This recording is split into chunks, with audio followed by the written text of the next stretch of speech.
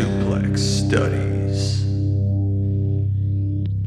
Hello, and welcome to Suplex Studies, episode 19. I am Eric here, joined by All Ego, Gator Page. You're damn right. What's going on? Hey, Gator Page. You know, it's a good Tuesday here. We're recording this one a little late here, but it's all good. We got to get in the pod for the wonderful Suplex supporters out there. Yes, to the Suplex supporters, old and new, we're here again, bringing you another episode. We thank you for joining us again. We're here bringing you another episode because we love you. That's right, and for the uninitiated, you can follow us on Twitter or Instagram at Suplex Studies. Give us a 5-star review on the podcast platform you're listening to us on, or if you're with us on YouTube, give us a like and subscribe there. We'd really appreciate it. And besides that, Suplex Studies is a podcast where we center the show around a classic match or a match that's at least a year old. And later on, we will be diving into a coffin match. It is Darby Allin versus All Ego Ethan Page from Fyter Fest Night 1 from 2021 from AEW. So that will be later on. So Austin, Texas. Stick with us till then. Now we are going to be moving into lots and lots of news, brother. But before we get into that, Gator, what's going on, man? How's your week going so far? Man, it's been a great week. It's been a lot of work. I had to pull a good old 6 days, 1 day off. Been working a lot of 10 and 12-hour shifts. It's peak season right now at the PO, so we're working hard, making sure you guys get all of your packages, all of your early Christmas presents and whatnots. So it's been a rough week, but a little light came to us this week in the form of a beautiful little kitty cat. Yeah, dude. Little leader. We got ourselves a little lefty leader. Lefty leader. Yeah, this beautiful little orange and white cat wandered to our doorstep, and she just decided that this was going to be her home, and, who are we to say no? So, yes, we have a house full of wrestlers, and we've adopted a cat as well. She's the shit, man. She's a really sweet cat. Really nice to have her here, so. I like her meow. Meow. She's fucking hilarious, dude. I love it. Very vocal kitty. So, yeah, it's been a rough week. Been a tough week. But, like I said, there's a lot of stuff going on in the world of wrestling right now, and that makes me excited. So, dude. Let me ask you something. Yeah? What do you want to talk about, son? Well, Dad, I'm glad that you asked. All right? We have so much to talk about here today on Suplex Studies. You're damn right we do, son. Now, I'm a gentleman, so I'm going to go ahead and let you kick us off right here. Dealer's choice. Tell me what you want to talk about. Well. The biggest thing that comes to mind is the departure of one Samantha Irvin from the WWE. Yeah, dude. This was big news yesterday that Samantha Irvin, the very popular ring announcer from From the WWE. Just say from the Dubba. She is gone. And damn, Gator Page, what do you think? Wow, it was a shocker. Didn't see that one coming. That was an RKO out of nowhere. I didn't see it coming either. Dude. She's here one day, you turn around, you turn back, and bam, she's out of there. And, apparently it had a lot to do with them not being able to come to an agreement. Samantha wants to do things on the outside with her music career and such, maybe some modeling, if you will. Perhaps. So she wants to do other things besides just announce in the WWE. And anybody who is an artist, any artist can respect that. She wants to spread her wings and use her talent in more profitable ways that are to her. And I respect that. So and I think, Ricochet might have had a little something to do with it too, but I'm just speculating there. So what do you think? You think she's making the jump to AEW or what? I honestly don't. I don't see that happening, man, because like I said, she wants to focus on other things. How do you know that? Well, because that's the rumor and innuendo right now in the internet wrestling world right now online. So we're going by rumor and innuendo. We're going by rumor and innuendo, exactly, son. And the innuendo right now is that she wants to do things with her music career. And if that is the case, she probably could have done that in the WWE by some sort of compromise and would not have had to have gone to AEW. So that is my point right there, son. What do you think about that? Well, Dad, I don't know. I used to be in AEW, and I couldn't even be champion over there. That's because you did that to yourself, Hey, son. God damn it, Dad. We're not supposed to bury me on the show. I told you this. 6 feet under, boy. 6 feet under. I did check out that podcast with Mark Calloway and former President Trump. Did you? How was that? I didn't hear that. What was that all about, bro? Yeah, dude. That's funny. Did you say that name on purpose? The 6 feet under there, or that was just by chance? That's just all luck, baby. Yeah. Well, quick diversion there. We'll come back to Samantha Irvin, but yeah, I did hear. I heard the latest Undertaker, Trumper, if you will. Dude, a lot of fans turned on Undertaker, bro. Making America great again. That's right. Undertaker. His buddies call him Taker. I thought that was the coolest thing. I said, wow, Undertaker's. I gotta. Can I call him Taker? Ooh, wow. Of course, Don. You can call me Taker anytime. No, that was actually one of the topics they got into. Trump was saying he was backstage, and he heard all the boys calling him Taker, and then Undertaker says in the pod, "Oh yeah, the guys used to call me Taker or Dead Man." So Dead Man. His quick little nicknames there, but no, it was an interesting podcast. They didn't. It was I think Trump was basically interviewing Undertaker, and it was mainly about wrestling. They get into some political discussion too. So if that's if you're looking for a podcast out there featuring Donald Trump and the Undertaker, it's out there. If you don't watch that podcast or subscribe and listen, I will find you, and you will rest in peace. But yeah, no, back to Samantha Irvin. Let's see. There's a lot of hate going out there right now. There's in too much hate, the wrestling man. world. You know, too much hate. I've seen a lot of comments saying have fun in what is it? All MT Wrestling. You know, their AEW, the internet trolls. I've had a lot of people. I've seen a lot of people, I should say, saying, you know, fuck you, Ricochet. How dare you? This is your fault. Like straight out blaming Ricochet for her departure. And, you know, it just seems like a lot of ungrateful fans to me. She was in the WWE. They loved her. She was well beloved. She did a lot of good things for them. Was she my cup of tea? Absolutely not. I thought she was over the top and a bit comical at times. But, you know, that's what they're into. So I understand their heartbreak in seeing her leave. But it's not like they were married to her. Yeah, man. And I don't even know how long she was doing her gig there. But either way, she made a big impact in the WWE. And yeah, she's going to be missed by a portion of this fan base, the ones that didn't turn on her. Mm-hmm. But, you know, as many toxic fans there are out there in the world of wrestling, there are, I mean, so many others that are very supportive. Yeah, pure-hearted.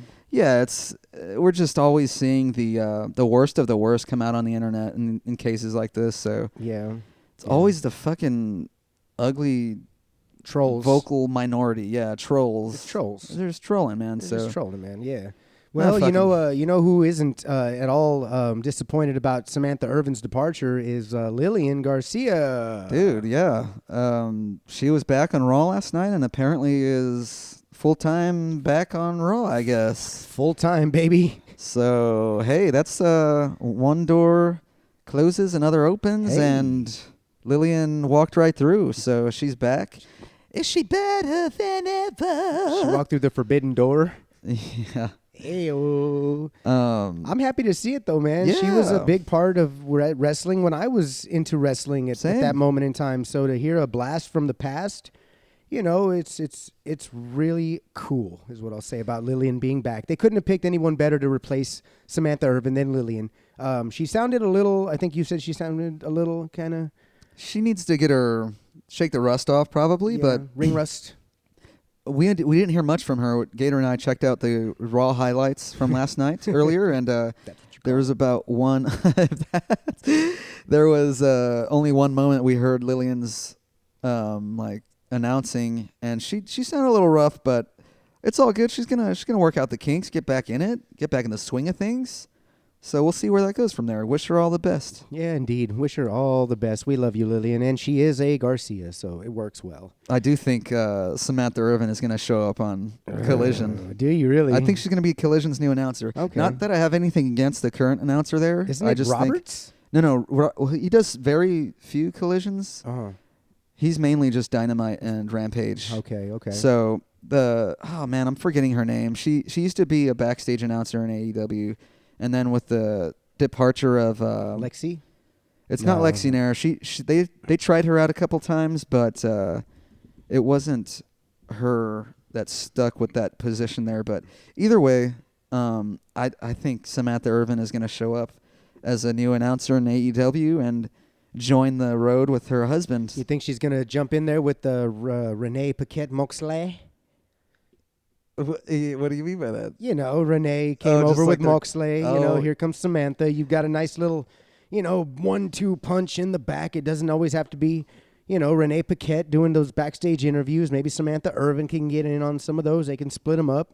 And Samantha can do a little ring announcing in there if she wants. Or they could keep her backstage, either or. She's going to be getting the paycheck. It's up to her. I think she's going to be a ring announcer, dude. Oh, Okay, good I Lord. think I found her name. Arcady Aura Okay. is the current Collision announcer, I believe. Okay. Well, she just got replaced then, maybe. Maybe not. Her first match is going to be to announce Ricochet in. No, Come on. Her first ever. He'll be on the just, card. I'm just saying. I'm calling you it. know I'm what? calling my shot right here, right now. The first match that Samantha Irvin announces the competitors for, Ricochet will be the first combatant to come in. He will be her first ever announcement in AEW. I'm calling it. You know what? The Oracle Gator speaks, and I think he's onto something here because he could easily open up a Collision. Because I don't see Justin Roberts making the move. He's too comfortable in his weekly schedule, I assume. Yeah, true that. And when Kenny comes back, they're going to need him. Need him. He has to announce Kenny. I don't want to hear Samantha Irvin announcing Kenny. Yeah. Omega. That was the word I saw someone use for Samantha Irvin was that she they said they can do without the histrionics. Histrionics? I know. It's been a while since I heard it. It just means like very dramatized, acted out kind of deal, which was drama queen kind of shit. yeah, and I do think Samantha Irvin does a little bit of that and can pull back on that and be very fucking good at announcing because she's already great, I think it's but her, if she dials that back a little, her facials maybe. Is it that? Is it her the way she carries her hand next to her tummy when she kind of like puts it up there and she kind of announces as if she's singing a high note for Mariah Carey. No, I'm talking more like when she does this like this. Oh, it's her enunciation. And she's just drawing out every word. Gotcha. When it needs to just focus on the names, I don't know. Gotcha. Kind Yeah. of like talking like this. Yeah, like, and it, yeah. Okay, I got you. You know? Yeah, you're right, 100%. She can tone that down. And, dude, it's just a, what do they call that? Criticism? The good Constructive kind? Constructive. criticism. Construction paper. I think you're looking for the word constructive criticism, mate. That's right. Nigel, you came in for the save. Thank you very much. You're very welcome. Mariah May. I just wanted to say Mariah May. Mariah May, you are always up her ass, kissing Mariah's ass. You're damn right. And that clam digger can go straight to hell. You are such a hater. I hope his neck is broken. Speaking of clam diggers, legends, we've got the Stinger. Stinger. Stinger, he signed himself a good old-fashioned Legends deal with the AEW for merchandising. What you think about that, bro? I think it makes all the sense in the world for the guy. He seems very happy with the relationship he's built. And damn, good for him. I'm sure the fucking paychecks are nice. Dude, the figures, oh my God, they're just going to keep rolling out sting after sting after sting from this point forth. They're just getting started with these Stingers, Yeah, bro. yeah, I This know. this first one coming out, you gonna get it? The white and blue one? If it's white and blue, probably, yeah. Have you I'm not into seen the- it? No, I've been trying to keep myself away from the figs. That's why I've been pulling a lot of overtime, bro, because I want to buy a lot of figs. Pulling that my overtime God, dude. so I can get back on it. This new Stinger is sick. Up for pre-orders yet? Yeah, it's on Ringside for pre-order. Ringsides? Ooh, that's a For pay up sure. front. That means I got to get my next checkies and see what we got. We shall see, mate. Well, shit, I did about fucking 14 hours of overtime, so I should have a good one this week. Heyo. Yeah. Oh, hell yeah. Just pre-ordered me a Batman Beyond. Oh yeah. Yeah, bro, that fucking Batmobile. Oh, That's right. It's so sick. You know, It's I wasn't in love with it. Did you watch What? Batman Beyond? I watched some of it. Okay. I wasn't a huge fan, dude, but that Batmobile, it looks cool. I mean, come on. It It just looked looks cool. Is it looks like cool. a hover? Yeah. Craft? It flies, and it's got Alright, like these two alright. like hooks on the outside, kind of like fangs, if you will, kind of. It looked cool, dude. Yeah, bro. Oh, you know what we're gonna have to do? What? What? What? What? What are we gonna do? What are we gonna do? We got some new display areas for some items soon. Yeah. Oh, you're so- damn right. You went ahead and found us some Yeah. shelves. Yes, they were outside. We have new shelves. We cleaned out the garage this week, Eric and I. We got rid of. What are we doing? what? Oh, it's a mystery. They don't need to know just quite yet. Where's it going? Hey, what the fuck are you doing, Eric? Oh, shit. It's Are you Chris. taking God my damn it. my poses again? Yes, we were, Christian. I'm sorry. Gator, I saw you from the other room. All right. Flash photography, brother. I'm feeling so good right now. You know why? Why is that? Macho cooked me up some goodies. Oh, yeah, he's not lying. I Yeah. went ahead and cooked Christian up a couple of Oh, yeah. cookies, yeah. I put some blueberries in there, and on top of that, yeah, it was oatmeal blueberries. They were fucking delicious, man. You're goddamn right. Hey, Christian, did you save any? No, You no ate- much. You ate all of them? They're all gone. There was a fucking dozen, man. They sent me over the edge. Oh, I like that innuendo. Yeah, that's a Yeah. good one right there. Great pun, Christian. Let's get out of here, Mach. Fuck these Yeah, losers. Fuck huh? these losers. We're out of here. Bye. Yeah, bye. Thanks, guys. It's great for you guys to just come in here as always. Guys, you're stomping all over my dad and I's new segment again. Dad, what do we have next? Well, son, there's one thing that I found very, very comical this week in the internet wrestling world. I found on the Twitter, or the X, if you will, Yeah? good old Lance Archer. And he was having himself a Twitter battle with a few fans. What did you think about that, Coda? Did you see that? Dad, I did see some of these exchanges on Twitter X, and I thought, wow, this is crazy. Lance Archer is getting into it with fans over Twitter. Yeah, dude, it was kind of man, I'd really prefer if, wrestlers, they can do their own shit. I'm not going to tell them what to do, but Joe Rogan is right. Don't look at the comments. Don't look at any of this shit. You're in the public eye, man. Mute your fucking word. Mute your name on Twitter. Mute it on everything if you can. And dude, don't get involved with this shit because it's the Streisand effect. It makes you look like an ass clown. It does, man. It You're really stooping to does. these ass clowns. Yeah. Not to just steal your turb there. It's all good. It's all good. That's what it is. The people of Twitter that are just wanting the attention, don't feed that shit. I don't know. You man. give them a pop, and then what do? They What do they keep do? going at you so that they can get you to pop again and again because they know they're living rent-free in your head. Yep. You shouldn't be doing that. Nope. So here's the conversation that we have. I actually pulled it up right Please. here. So the Murder Hawk Monster, in response to people making fun of him, saying that he was a wish list Drew McIntyre. I'm sorry, give me a second. Lance from McIntyre from Temu, they were saying There you go. assholes. He said social media made y'all way too comfortable with disrespecting people and not getting punched in the face for it. Mike Tyson. Yep. And he was Sam Hain said, "We just don't like the new look," to which the Murder Hawk Monster replied, "I don't give a fuck." Good. He shouldn't give a fuck. Then Angel Ramirez Jr. jumps in and says, "Nah, ain't shit I say on here I wouldn't say to your face, but that's just me." The Murder Hawk rebuts, "No, you wouldn't." And then Flo Kapak comes in, saying you don't give a fuck about complaining about fans' opinion is funny as fuck. The Murder Hawk Monster says, laughing out loud, complaining, question mark, exclamation point. You read that as complaining, question mark, exclamation point. Man, tell me you're soft without telling me you're soft. And that ends the conversation and the Lance Archer trolling. Lance, you're a bad motherfucker, dude. And I say a lot of things about you behind your back, and I will say I would not say them to your face.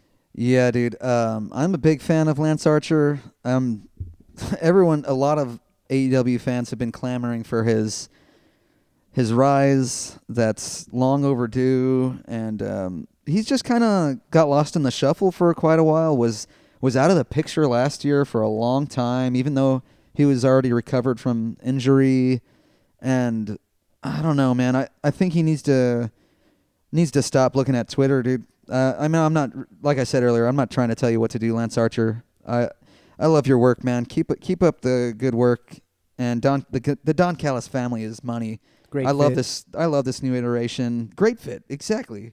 Such a great fit. And it's just a matter of it's a matter of just he needs to focus on himself. And he did adjust the look. I think I don't think he had the hair in the face on Collision. Yeah, I think you were telling me that. I'm What did he pretty do? What sure. did he do with it? Pull it back, put it to the side. I think he had a hood on coming out. He Okay. looked him and Cage fucking destroyed some tag team, Jabrones. some jabrones that came in.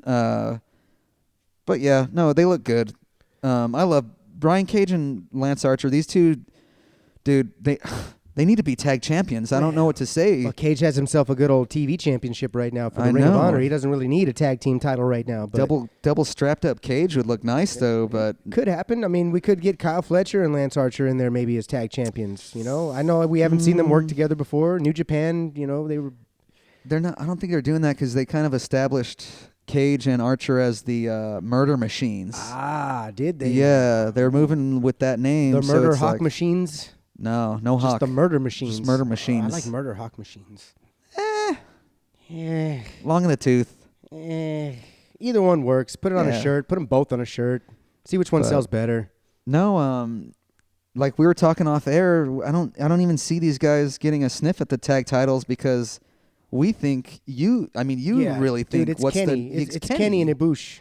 it makes all It's the Kenny sense in and the Kota. world. Those are the only two that can dethrone the Young Bucks. That's what they're waiting on right now. and it's They're only 2 waiting. months away. Yeah, they're waiting on Kenny to come back. That's the feud right there, man. I mean, they kick Kenny out of the Elite unceremoniously. They beat the shit out of him to finish him off and put him out of action again when he was getting ready to come back. It's only right for it to come full circle. Kenny comes back, brings his best friend. The Golden Lovers reunite, and they go ahead and take those precious, precious AEW tag team titles away from the CEOs. The CEOs, little shits. Yeah, the VPs, EVPs. EVPs, CEOs. You know why CEO is coming into my mind right now? CEO is coming into my mind. Why that? Wait, Dad. Eric had one thing to add. What was that, Eric? I was just gonna say, Kenny Omega's gonna come back and tell the Young Bucks, Jutu versus Aitu. Mito. Is it Aitu or Mitu? It doesn't matter because it's not out there anymore. I don't know. It's not there. It's if gone. y'all don't know what we're talking about, Then you don't know. You don't know. So Stephanie Vaquer had a promo, or she was telling Cora Jade and what's her face, the world title in NXT, world champion. I meant to say. God damn it! Isn't that Cora Jade? No, it's Cora Jade and the little fucking Roxy Perez. God damn it! That took me way too long. Roxy. She was telling her that they were gonna face Julia and Stephanie Vaquer, but she either says you two versus I two or me two. I'm already forgetting. Gator and I were trying to find it on the internet earlier. Couldn't fucking find it. So They've deleted it from the internet world already. We Yeah. have no fucking clue how, but they did it. it's probably on Peacock, but I don't want to look through the I'm not cock, gonna- man. I'm not about that life. Is Peacock? Wait, do they have NXT? Yeah. Okay.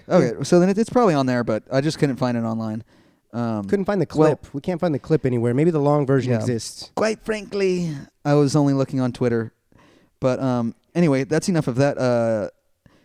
Dusty, you were saying? I was saying that good old JR, my best friend, one of my best friends back in the day, he was saying that the CEO Mercedes Moné has failed to connect with the AEW audience. And I was just Right. wondering what your thoughts were on that. Right. Well, Dad, I don't think JR is wrong.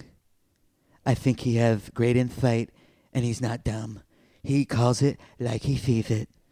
Yeah, dude. I completely agree, Cody. And, it's taken Mercedes a little more time to really garner this connection. It's taken a while, and she's working on it, man. Her and Camille they're looking good, but they are failing to get the crowd reaction that we really want to see from them. Yeah, I don't see In the terms pops. of not only that, no, I want like a chorus of boos. Like I don't even want to be able to hear her. You're saying she's getting a no-sell right now. She's kind of getting no-sold sometimes. Well, And- Dominic was for a minute.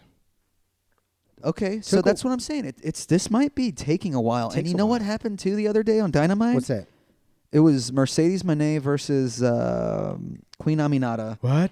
And there were a bunch of CEO chants at one point in the match. So Really? it's like, fuck, man. It's still they're having this conundrum of city by city.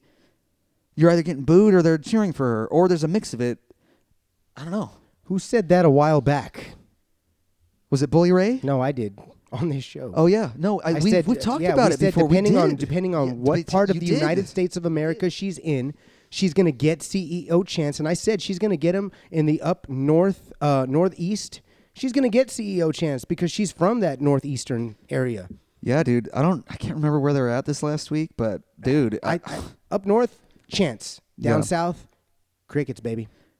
I think, even on that match, it was like, I'm not a CEO. There was one of those, and then there was just straight up CEO chants. So it's like, you're kind of, I don't know. I think they just got to lean in more to the heel shit. She's going to get cheered in some areas. I really want to hear her getting like fucking booed out of the building like Don Callis. You know how you do that? What is she going to Who's she got to kill? You have to kill somebody. Who's she going to kill, though? You have to take somebody that is beloved in AEW, and you have to take a chair, and you have to break a leg. You have to pin an ankle in between that chair, come off the top rope, and break an ankle and put somebody out for a month. Who could that be? It's Thunder Rosa. Thunder Rosa. Were It's you always thinking the been same? Thunder Rosa. She's the heart of the women's division. It's always been Thunder Rosa. If those two were to ever go at it and she could actually take Thunder Rosa out, setting up a 2 to 3 month storyline to where Rosa comes back and they do some kind of a lights out match as they usually do with TR. Yeah, and she's going to challenge for the TBS title. Yeah, and then she could take it from her. That's somebody that I could legitimately see dethroning Mercedes Moné. I'm not opposed to that, dude. But then she's got to die right after. No, because she wouldn't pull the title off Moné until she came back from the struggle. First, Moné has to hurt her and put her through the comeback trail. She's got to come back. She's got to go through all that adversity, and then she conquers, and then she succeeds. It's a story. It's a story. You know that, Cody. Who are we booking Thunder Rosa against recently? Oh, Mariah May. We were thinking, too, she could work in either of those. She's perfect for anything. Where the hell is she? She's coming back. She just won some sort of title in indie, but I think she's poised to make her AEW return. So she won an indie-ass title, and now she's coming back. Good, thank God. She was on a Backstage Collision promo not too long ago, I think, if not this past weekend. Okay, so she's working it up. Yeah, so gearing up. Hopefully there are plans set. But yeah. I hope so, dude, because you can throw her into either one of those. I would rather see her in a feud against Mercedes, I think, because Mercedes, more than anyone, I think, needs it. I think Mariah, you can find another dance partner for her, and it would work. But like Moné right now, I think you need that ultimate face to put against her if you want that heel reaction from the crowd. Yeah, in fact, I think they're building Statlander to be an ultimate face for Mercedes. I don't think she's going to beat Mercedes, though. No, because Camille is going to probably get involved, and, we got to... Camille versus Statlander is a pay-per-view match in the making. Light bulb. What do you got? If that shit happens, who comes out to help Statlander? I mean, I don't know. Willow. Oh, reunited best friends, full circle. We don't hate each other anymore. Let's the two of us fight these two bitches. Just the two of us. We can fight them if we try. Just the two of us. You and I. Hey, Joe. It's me. Joe. Yeah. What are you doing up there? Hey, is that you, Donald Duck? It's Donald Trump, Joe. Yeah. Long time no see, old buddy. Joe, time's ticking. I'm still the president of the world. Not tomorrow, Joe. Early voting starts tomorrow. You don't know that. It sure does. I got the notification. That's bullshit. They've notified me. You're gonna lose. You're gonna lose, Don. Joe, who am I gonna lose? Who am I losing to? You're gonna lose to me, because I'm the best champion of all presidents. Doctor, he's flatlining again. Warm the paddles up. No. Clear. Hit him. Hit him. Bye, Joe. He's back, Doctor. Great job, nurses. President Biden, you're alive. You're gonna be just fine, sir.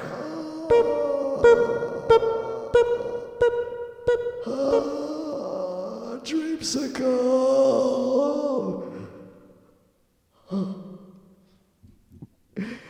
Oh, righty then. We are back from purgatory. We had a little bit of an out-of-body experience right there. We like to have fun here on Suplex Studies, and we hope you enjoy that every single week. Gator, where's my dad? Dad, Get out of my way, Gator. Move over. get him out of here. I'm sorry, Dusty. Dad, All right, Thun, I'm right here. What do you want to talk What about? do you Thun? got next? There's still a lot of news. You're damn right there is, Thun. I've got a very good one right here that I want you to dig your thoughts into.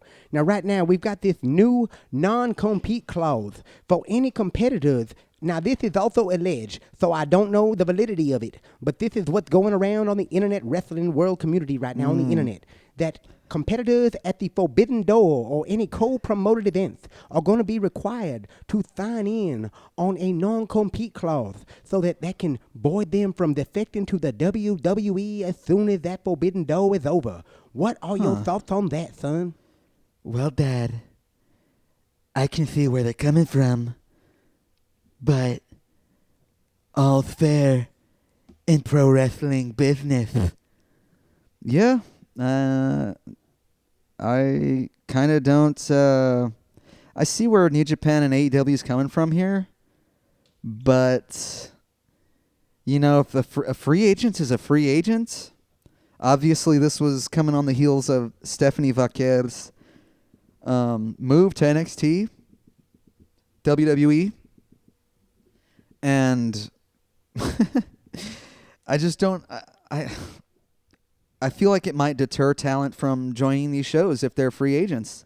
Or they're just going to really focus on New Japan and AEW talent. Or And this- CMLL, right? This could also push AEW into signing talent to long-term deals before they appear on such shows. So this might actually just basically what I'm thinking is you're not going to put somebody on one of these shows that isn't already locked into a long-term deal. And that's just going to be the way it's going to have to go. You can't just bring in talent that is unsigned onto these shows anymore. You have to lock them up beforehand in order to avoid promoting them on a worldwide platform only to watch them walk away the day after. Again, though, that was kind of your fault. You left them at the airport, so all's well as it ends well, You did it. She left because of what you did. So did Punk. Whatever. It is what it is. Stephanie Vaquer versus Mercedes Moné was such a fucking great match. In fact, I really want to go back and watch that one. I remember I called it. That was going to fucking steal the show. And that was our favorite match. It sure was, wasn't it? Dude, man. Oh, she's so good, Stephanie, that is. Mercedes was great in that match, too, but I don't think she's had as good of a match as that one in AEW just yet. That was one of the best dance partners Mercedes could have ever asked for. Oh, they fucking were so good together. But you know what? Obviously, the Dubba Dubba's watching. They swooped up her in an instant. Vaquer. Yeah. Yes. And I don't blame them. Her and Julia, fucking massive acquisitions for Who? NXT. Who? Julia? Yeah, Gulia. Julia Gulia? It's Julia Gulia. Ah, Yeah, her name's Gulia. gotcha. Well, Dad, anything else we have in the news? Actually, there is a few more items that Bring we have it to to us. discuss right now. As I said before off air, I do believe that this might be the most action-packed show that we've ever recorded in a week before here on Suplex Studies. I have another tidbit of information right here for you. Tanahashi, he's going to retire at Wrestle Kingdom 20. Wow. January 4th of 2026, it says here. Man, Tanahashi, one of the best to do it, especially in the Japanese wrestling scene. But when I first started getting into New Japan, he was one of the first guys that I was getting into. Really loved his theme music. He was a rock star. He is a rock star and always had that allure to him from what I can tell. And he's the ace of New Japan, has been for damn near 20 years probably, I think. And the dude's a legend at this point, and I'm so glad to have watched the twilight of his career. And I wonder what his last match will be. Singles, maybe a tag, but probably a singles. I think he wants to go out on his shield. They just got to get the right opponent. I don't know if they've done so yet. I'm very behind on the New Japan But Gator, what do you think? Yeah, man, like you said, it's been a long, illustrious career. I didn't pick up on his career until just recently. I've seen him in AEW, and we've gone back into the histories, and I've seen a couple of other, things that he's done. But, the ace is going to fold. He's going to go ahead and his chips were all in, and Ace is folding him up now. We wish him the best. I can't wait to see who his last opponent is. Like you were saying, hopefully, like you throw a little Kenny Omega in there. Yeah. Ooh, I don't know if we got the Golden Lovers versus the Bucks at either Wrestle Kingdom or Wrestle Dynasty one of those 2 days. This says 2026. What? It says 2026 from what I read. We're still in 2024. We got a year until this happens. This is his year-long farewell. Like the Stinger did his year-long. Holy shit, I thought it was coming up on this upcoming Wrestle not Kingdom. this upcoming, the one after that. Interesting. Yes. Are you sure about this? I do believe that is what I wrote down and read. Let me just give a live on air. Yeah, let me go ahead and get on that real quick. Yeah. No, you're wrong, Macho. It's me. Sour Boy. We got a real big problem. Oh, yeah, we've got Sour Boy on that good old Google machine. He's going to get on that shit right now and just make sure what the year was that Tanahashi's going to retire. Let's see right here. Nobody really remembers when I retired because I never really did. I actually acted in that Spider-Man movie, yeah. I had him for 3 minutes of pain. What? You guys remember that one, yeah? What? He thought he had the money, but he took me out a little bit too early, and then that Spider-Man, yeah, Mats, he didn't hey. get paid, yeah. What year was it, yeah? It was 3 minutes of playtime. Oh, was that what it was? You forgot your own lines. I thought it was 3 minutes of pain. No. Playtime. You got 3 minutes. Well, here's the thing about Macho Man, yeah. He's Yeah, got what's no that? time to play, yeah. He ain't got time to play. He doesn't even play with himself, yeah. It's nothing Oh. but pain, and it's nothing but gain when you come at the Macho Man Randy Savage. Now, did you ever see that movie, Pain and Gain? I didn't. It had The Rock in it. Guys, Oh, what's we going on, Cody? gotta contend this. What's this, Cody Ray? Eric the fucking idiot. Gator's correct. January 4th, 2026. Damn, a whole ass year. You're right. Yeah. Big ass year tour. Cool. Yeah, it's his So, year-long limited farewell. sketch. Yeah, he's doing the All Stinger. right, so my bad. Shit, Kenny Omega might be on the table and Yeah. get his win back on Tanahashi. There you go. See? You see what I'm saying? I You love see the what I'm full saying? You circle see what I'm there. saying? I see what you're saying, bro. That's a double I full see what circle. you're saying. That's a double I full love circle. It. I love it. Throw a couple of medals right there. You got some titties. Whoa. Hey-oh. What'd you think of, there was actually some other things, the whale that I wanted to talk to you about. Dad, did you see the Motor City machine guns are in SmackDown? I actually missed that one, son. What did you think about them? Well, Dad, I thought that they came in, kicked some ass, looked cool, but apparently the crowd went dead. Yeah, apparently they didn't get too much of a pop out there live. I believe someone told me that the WW might have piped in some crowd noise after the fact. Based on the video I saw on Twitter, Mm-hmm. I heard crowd noise, so I don't know. And based on it the sounded like rumors- a slight pop for them, but if I heard it was crickets in the arena. they are known to I mean, pipe in those noises. That's what I heard. I heard it was crickets from the people that were in the building. They said it was crickets because they said they didn't know who these vanilla midgets were. That's what they called them. They Yikes. said, who are these vanilla Who midgets? said that? Trolls. Oh, the Just the trolls. comments that I read on there, some of the things that they were calling him. Vanilla midget was one of the most used That's an derogatory offensive comment. term. I Those mean, fucking assholes. Thun, they are kind of smaller than Eric and Gator, so you know what I mean? They kind of are. Goddamn basement dwellers. They ain't got the genes like the Rhodes family does, son. No, they don't. I would like to see the machine guns here in a cool, good feud with someone. I mean, Yeah, hopefully inject some life into the tag division there. I mean, we know what the WWE is about. They don't care about tag teams, and well, they haven't for a long time. Some would argue against it, but I mean, they have 2 sets of tag titles, and who even are the champions? Is it still the Judgment Day? I don't know. I think it might be the Judgment Day. I still. don't know. Finn and and who are the other ones? McBobblehead. And who are the other ones? Is it DIY? No. Oh, is it the bloodline still? Is it Tama Tonga and yeah. Tonga Toa? I think it might be. It's still them. What'd you call Tama earlier? Oh God, what was he? I think you said Taza. Tazatonga? Tazatonga. Is it Tazatonga? Yeah, I think I said Tazatonga That's because right. when we were watching those highlights, we were watching these highlights, and he does a springboard from the crowd, basically From off the barricade. off the barricade, and as he's jumping, he hits the good old, how does it go, Eric? He hits that. He sounds like the fucking Tasmanian devil, man. I also said he sounded like the little boy from the Wild Thornberries, the old Nickelodeon show. Gator doesn't get the reference, but I don't, y'all I don't. know it out there. He's Fucking- he does that Fucking, kind of shit. fucking Tazatonga, man. God Tazatonga, damn. dude. Fucking Tama Tasmania. Tamasian Tasmania Tonga. Tasmania Tonga. I liked it. I There you like go. that. Give it that one. There you go. Tasmania Tonga. But yeah, man. Other than that, Dusty, we got any more news? Well, here? Oh, you know let what? me. What do you got? You got anything? Who, me? Dusty? No, you talking to me or Dusty?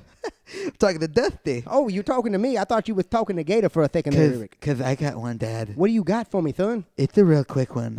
All right. Our boy here, Konosuke Takeshita, had quite the weekend in Canada. Did you see this, Dad? Negative, son. Fill me in. Chat me up. Takeshita beat not one, but two TNA talents, Josh Alexander and Mike Speedball Bailey, and he defended the international title twice. Wow. Yeah, dude.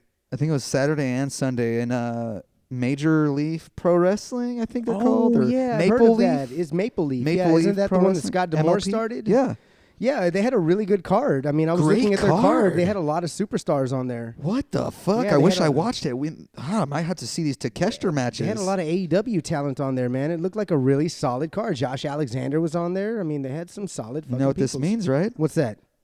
That What? means there's a new partnership here. Ooh. Scott D'Amore's promotion in AEW. I mean, it's already established. Yeah, because a lot of the Canadian talent, well, you know, the Canadian-born talent under contract through AEW, a lot of them were on this show. I think Evil Uno was on it as well. Yeah, I think so. I think Yeah. I saw Stu Grayson on there, but he's a Yeah. TNA guy anyway, Yeah, right? He goes both ways. You know, he's a little bisexual wrestler. Wait, that means Scott D'Amore has a relationship with TNA still. Good. So Holy shit. he's the conduit between 3 productions. Oh my God. Which is exactly what we're looking for. The more the merrier. This is incredible. Yeah. Plus, we got the CMLL. You know, like Oh companionship. my God, there, too. dude. Dude, Like they- pro wrestling is New stupid good right Japan. I mean, AEW has it 5 ways right now. Wow. 5 ways. 5 ways. Dude. So hey, you know, good for you, WWE, NXT. You guys got a little bit of Impact action. We got them all. now. Dude, I'm telling you, it's going to happen. The big thing, the big time. It's going to happen. Eventually, it's when gots worlds to. collide. Yeah. Dude, the money would be insane for WWE. All of these promotions, AEW, if they all do it someday. I mean, I could see it happening like in 2 years, maybe. Yeah, for 2, sure. 3. They got to build. They're going to have to build.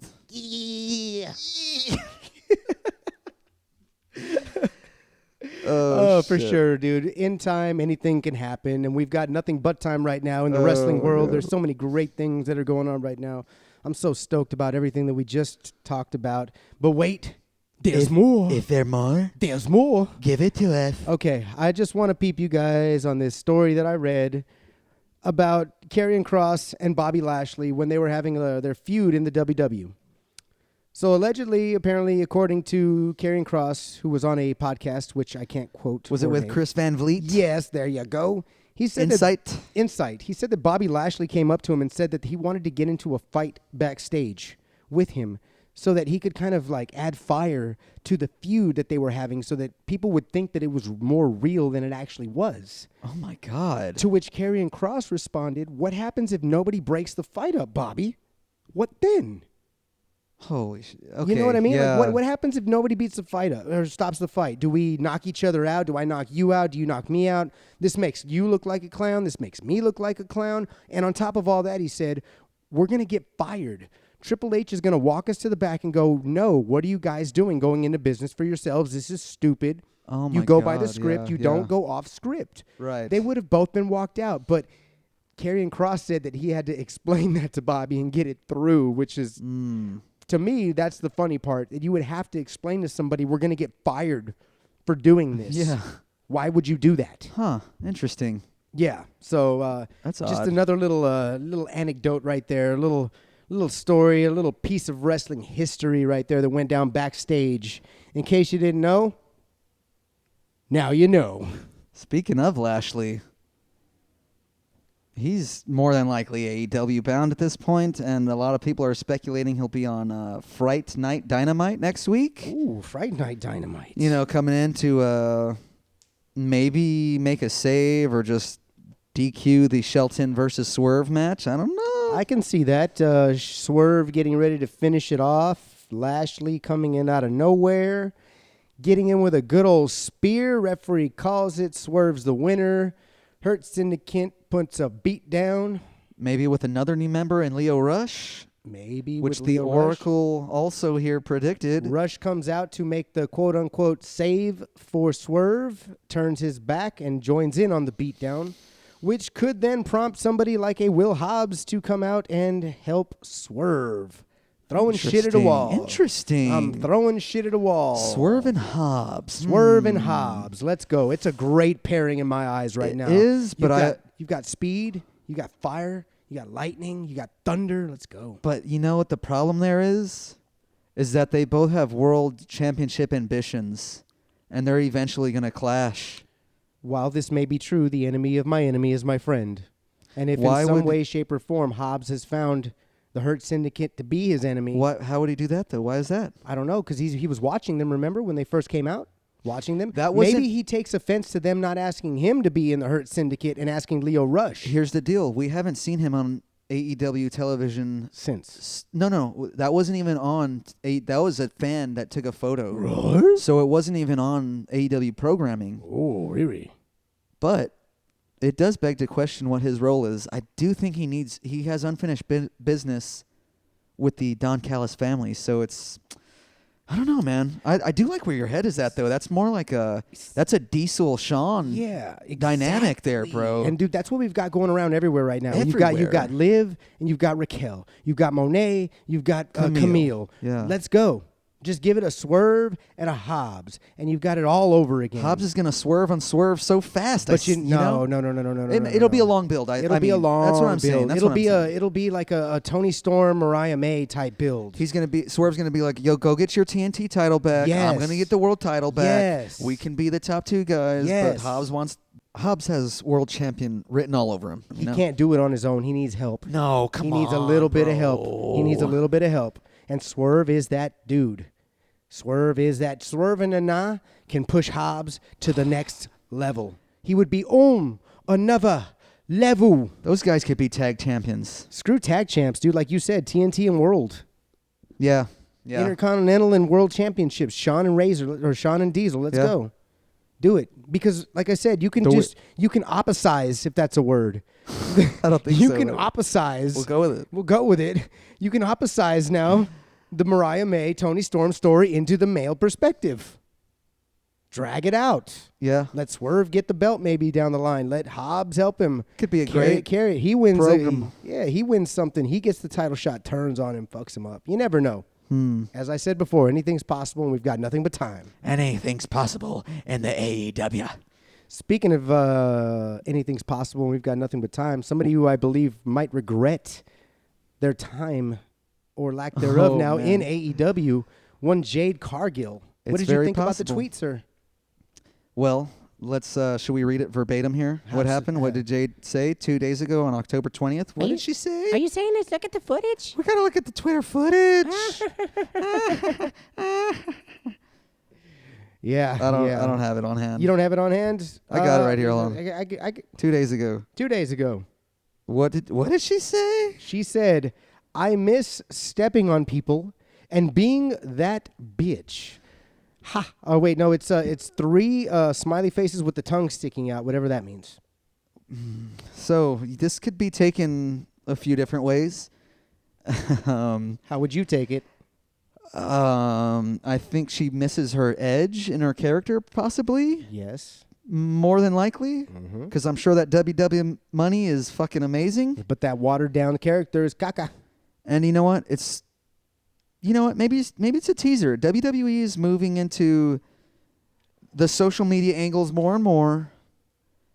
And I think they're encouraging talent and have been to push for their own character development and storylines through the internet now. What do you think about that? What if she put this tweet out as a prelude or a warning to a character change that could be coming up, in where she decides, I'm done with this modern female New Day character that I'm playing. Yeah. And she turns on them both and goes into that bitch, starting with Bianca and that other little girl that they've been New Daying it with. Bingo. I think that's it. I think it's probably the start of a long build heel turn here. Yeah. Because that's where the money is at with Jade. She's a heel. She's a fucking heel. She is She's not a damn good I one. am not digging this face stuff that she's doing right now with all this man. pink gear and all this crap. I don't like it, man. She did pull off Pink very well in AEW, but she was that bitch, like she just said. Yeah, dude, I dig her more in the green shit, in that Jade shit from Mortal Kombat. That, I don't like the matching pink gear.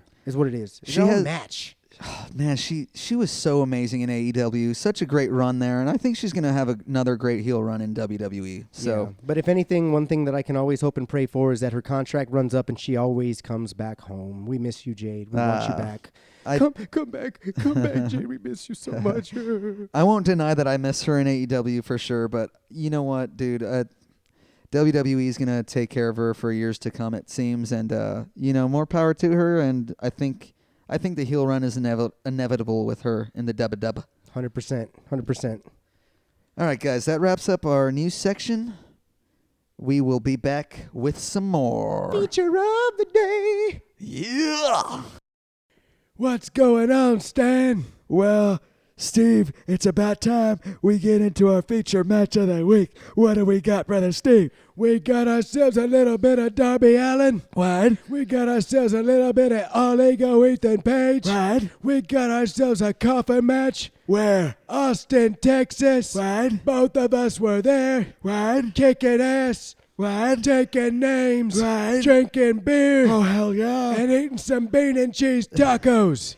You know Austin has them shitty-ass tacos. They don't got shit on San Antonio, brother. You're damn right. But you know what? My bang for the buck, I do love me some Las Palapas. Steve does like his Las Palapas. We all know that. I love me some Las Palapas. Doesn't everybody? Oh, yeah. Yeah, absolutely. Gotta love them, man. Gotta love them. Thank you, Steve and Stan. We appreciate the intro here. But yes, we are taking on the Coffin Match, keeping up our spooky series here. You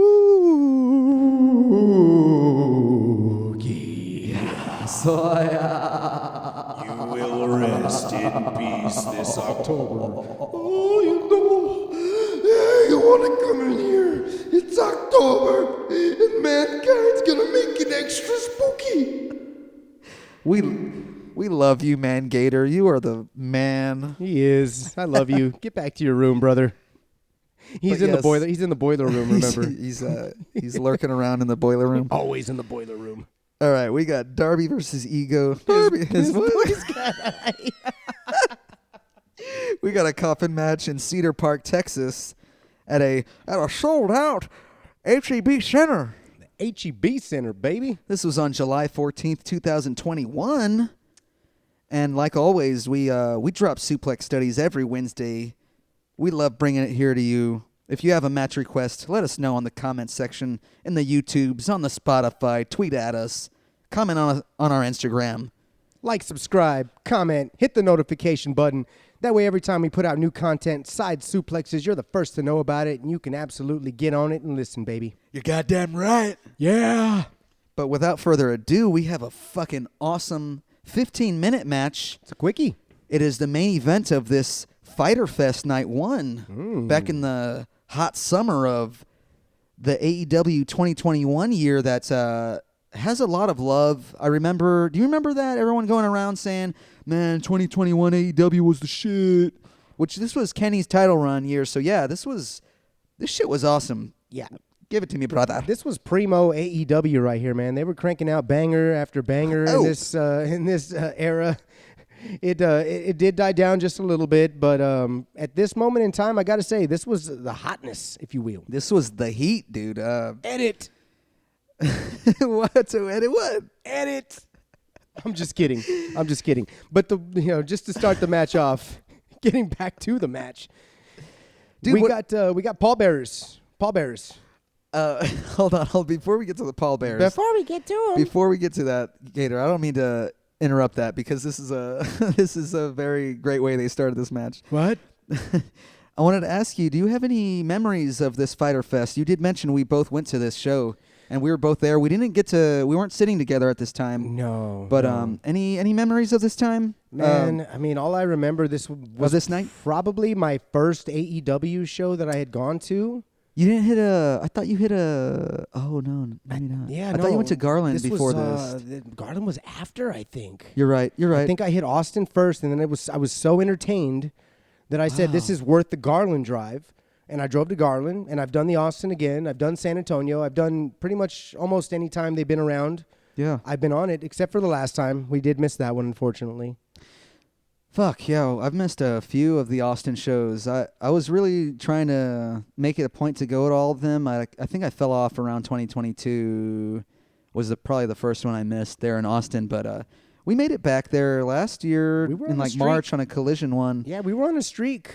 We lost our streak with the last one that came, but we got to get back on that again. It's all good. We miss you, AEW. Come back to San Antonio. What the fuck? Y'all been on its dick. Yeah, dude, for real. We got the fucking Freeman Coliseum here just chilling, waiting for you. Come on. No, you know what's next? They got to hit the Boeing Center, AEW. Did I already say that? No, not yet. Last time? No, not yet. I mean, you might have. The Boeing Center is very, very nice. I do love it. The way TNA made it look, shit. AEW will sell out so fast there. The thing is, I do like the complete and total, the Coliseum, the stadium type look. Yeah. The Boeing is kind of like a stage, isn't it? With a half kind of crowd. It's a limited capacity type deal. No, you know what? I can't remember if we got this one on air, but yeah, I think Collision at the Coliseum sounds so good. Like, why have they not at the Freeman? That is the Freeman Coliseum. Bro, hell yeah, that's the name right there. But you know what, dude? To contradict myself, I should say, counterdict. There's another Gatorism. Counterdict. To contradict myself, we did hit up an NXT show, I believe, at the Aztec Theater quite some years ago in 2017, I want to say. AEW's a little too big for that venue. Yeah, but I'm just saying, in that closed environment with the half stage, it was still very entertaining. Right. So I can see AEW going to the Boeing, like you were saying. Right. And, I'm remembering now. I think I did bring that up when I think I said that they should run a, what is the term where residency at the Boeing Center, like they did that little esports arena in Dallas. That's what I mentioned on like a few episodes ago with Isaiah Wrestling Junts. Follow him on Instagram. Shout out to you. There it is. Hey, Jinx. Hey, now, you owe me a beer. But yeah, dude, what I remember of this show, I do have quite a few cool photos from this show. Y'all can, maybe I'll start uploading some more of those from that show. Hey, do it. My Instagram page is Kreutzrath Customs at Kreutz.Rath. And what am I, Augustine Disc Gator Garcia? Some shit like that. Something like that. You'll find us. Look for Disc Gator Garcia. You'll see him. He posts up a lot of bullshit singing clips and disc golf things. Nothing of interest. Yeah, both of our handles are in our Instagram profile on Suplex Studies, so you can follow us there easily there. But no, I do have some cool photos here. Some great photos from this match in particular, this Coffin Match, the first ever Coffin Match in AEW. Oh, really? Yeah, but without further ado, before I cut you off, so rude of me, Gator, you were mentioning some pallbearers. Yeah, that was my first initial thought, is that as the entrances come around, we've got pallbearers that are carrying out a casket. Oh, yeah. Ever so gently they are bringing it out, but not ever so gently, because it would appear that there is some kind of weight involved in this casket, because the front gentleman on the right, he's got that gangster lean. He's got that gangster walk, just like your boy Gator. You're talking about the emo pallbearer. He had his hair in his face, long hair. I don't even know how he knew where the hell he was going, bro. He was just praying to Jesus that he was walking straight and not off stage. It's always funny seeing these extras that are, up-and-coming pro wrestlers on the indies doing these kind of little extra work. And, this was no exception. But was there anything this reminded you of, Gator? It reminded me of myself. My grandma Lupe passed away, recently. Still fresh on the brain. And I was a pallbearer at her funeral. Rest in peace, Grandma Lupe. Grandma Lupe. We love you. We miss you every single day. And right. I was front and center on that front right side. And I just remember that every step I would take, every move that I would make, no diddy, I was taking a little bit of a gangster lean, and I was looking a little 90s, little 90s gangster rapper. And that's what I noticed out of this gentleman also. He had that gangsta lean. Yeah, the Coffin was leaning here every step. But no, dude, fucking all the cousins ribbed your ass. Why'd they put you in the front, dude? That was... You know what? I don't know bullshit. why they put me in the front, to be honest with you. I want to say that just being the oldest cousin, I might have just taken the initiative and stood at the front thinking... Oh, so this was on you. This might have been on me. And in reality, I probably should have said, hey, George, you should be in front of me. Hey, Greg, hey, Hammer, you should be in front of me. I should be more in the middle so that I don't have to support it all. But unfortunately for me, I've got too much pride for myself. I stood in the front. I took it like a champ, and we got through it. Grandma Loopy, we buried you. We love you. And yeah, it was just on your bad side. You know, if you're on the other side, you might have pulled it off. Yeah. But they just... If I could have supported on my left leg, it would have been easier. I was trying to support on my right leg. I was like, holy shit, man. I said, híjole, ay me duele como Andrade, because everybody knows me, amigo. Everybody knows that we have a crazy coffin match right here. Dude, we certainly do, Andrade. Yes, indeed. First thing, man, this match gets off to the races, and very quickly, Darby Allin, All Ego Ethan Page, they are... Oh, this is when we had rankings in AEW. All Ego is number 5, and I think Darby Allin was shown as number 4 at this point. Oh, So wow. Darby's already a former TNT champion here, but, dude, this match is so good, dude. I don't know if you want to take it right on what happens in the beginning. Yeah. Let's do it. I mean, just to start the match off, that was pretty wild because we had, reverse Bret Hart steel plate on the back instead of the chest. That's right. And Darby Allin immediately rushes All Ego Ethan Page in the corner, turns around, gives him a kind of like a reverse stinger splash. Yep. And, reveals that steel plate. What'd you think about that? I love that, dude. Looked cool. Had, I think there was like a spine drawn on it. And not too long after that, Darby is, foot on the gas. Lope Suicidas. Darby does, that is, to All Ego.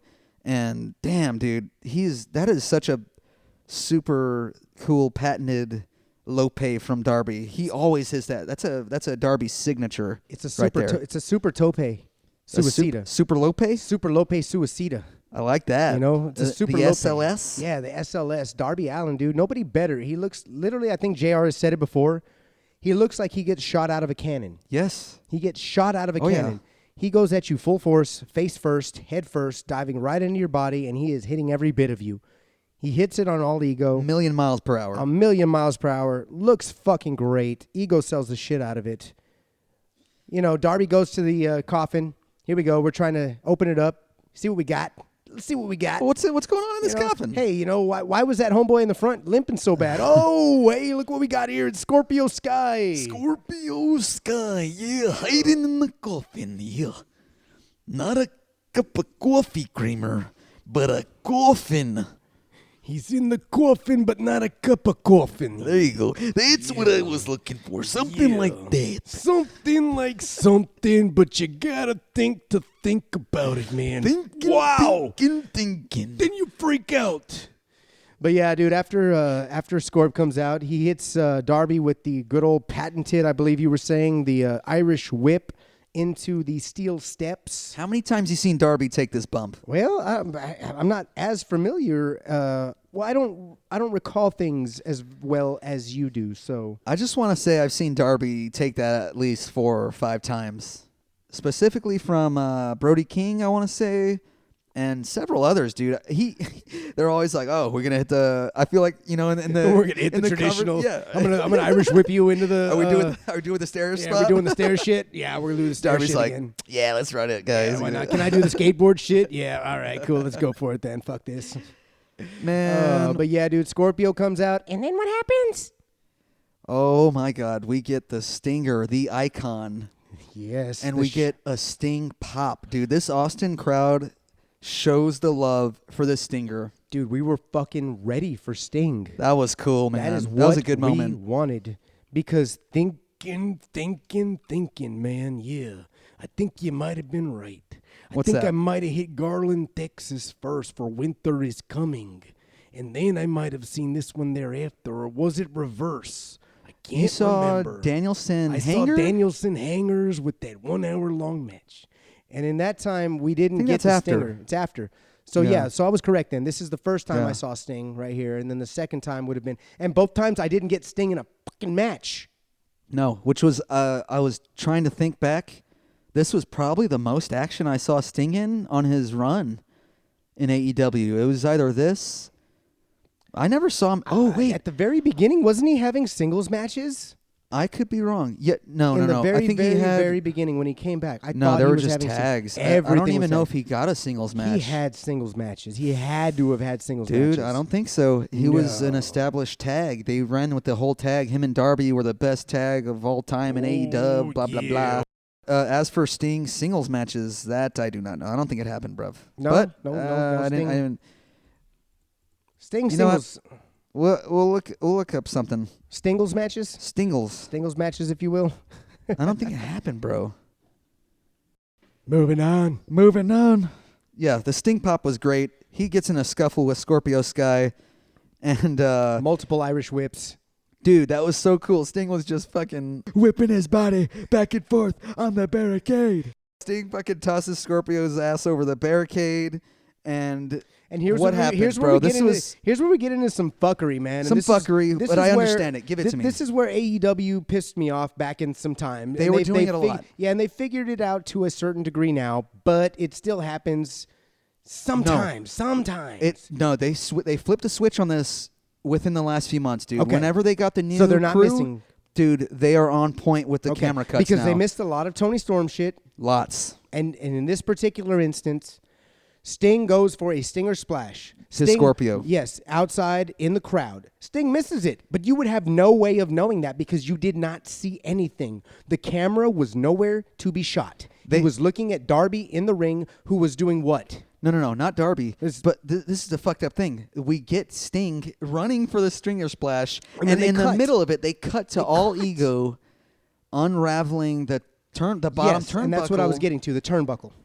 Just so they can. I mean, I get where they're like, oh, we need to show that Ethan Page is doing this right now Because this comes into play later on in the match. right. And I think they whoever the production guy who was it that left? That was the catalyst of why the production finally got better at the camera cuts. Whoever it was, he's gone now. Okay, that's a good It thing. was like 3 months ago. I don't remember who the last That's a good thing. producer guy was. Because he but- wasn't quick on the switch. No, dude, Jimmy. he'd always be behind on switches or like fucking up switches. So Yeah, he wouldn't know what angle to hit ever. he definitely needed to keep his finger off the switch done. Done. Jesus. So yeah, we got this now we're not going to say botched. We had a missed Stinger splash into which Scorpio gets the advantage, goes up, taunts Sting. Sting comes over, gets him off the barricade. We've got a good little yambag Scorpios. Yep. And then Sting would proceed to beat the living hell out of Scorpio with a plastic trash can. Made it that's look right. as real as he could. I'll give him Yeah, that. Made that's it look true. as real as he could.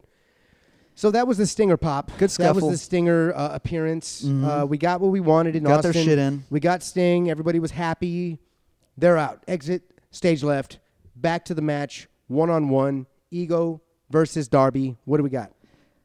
Dude, so they are battling outside, and these two competitors go into the crowd right after this, and they cut to commercial break, which we had the luxury of not being interrupted here on our replay because I wanted to say we're watching this on Triller UK. Cause this is Triller night. And no one's gonna give us big and big anymore. Cause this is Triller night. Yeah, with Triller UK, you have to use a VPN if you're in the States. If you're impatient, they already have the AEW library up, so that's how we were able to watch this. I don't know if this is on AEW's YouTube. It might not be. I really wanted to mention this earlier, but I don't know how you can watch this match. Quite frankly, Yeah, Hook. I don't even know. that's kind of our suggestion. I mean, get AEW Plus in the meantime before the Max rollout in January. Unless you already have Max, then you're already set up and ready to go. Well, people in the States don't. I mean, they have Max, Oh, yeah, but gotcha. the library isn't up yet. Yeah, you're so, correct. What did you think about that, bro? This was in picture-in-picture. How dare they? and they, dude, How Ego dare and Darby, Oh my God, they have such a good few moments here in the crowd. Darby and Ego are beating the shit out of each other on their way up through the stands. And, dude, you know what?